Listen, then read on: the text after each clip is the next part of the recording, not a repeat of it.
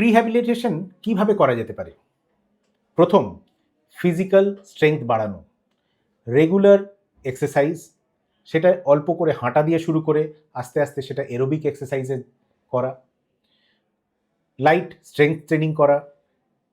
আপনি হয়তো ভাবছেন যে এগুলো বয়স্ক পেশেন্ট কি করতে পারবে? নিশ্চয়ই করতে পারবে। তাকে একটু অ্যাসিস্ট করতে হবে, তার মনোবল বাড়াতে হবে। দ্বিতীয় মোস্ট ইম্পর্টেন্ট বিষয়, সেটা হচ্ছে নিউট্রিশন ইমপ্রুভ করা।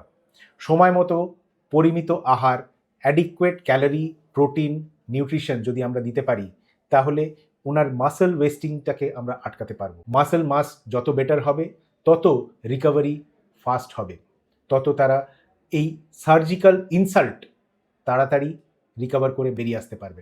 থার্ড হচ্ছে মেডিকেল অপটিমাইজেশন। যার সুগার আছে বেশি, তার ব্লাড সুগার কন্ট্রোল করা।